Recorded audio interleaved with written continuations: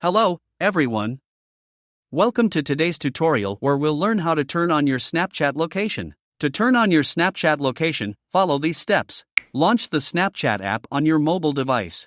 Make sure your Snapchat is logged in. Tap on your profile icon or Bitmoji in the upper left corner of the camera screen to access your profile. In your profile, tap on the gear icon in the upper right corner to access your Snapchat settings. Scroll down to find See My Location or Who settings and tap on it. Location under the Who section, look for the See My Location or View My Location option and tap on it. Choose location sharing here. You can choose who can see your location on Snapchat. Turn off Ghost Mode option. This shows your location from everyone. There are 3 options here: My Friends, Friends Accepted, Only Friends Selected. You can choose as you're required. That's it. If this helped you out, don't forget to give us a thumbs up and subscribe for more quick Snapchat tips. Thanks for watching.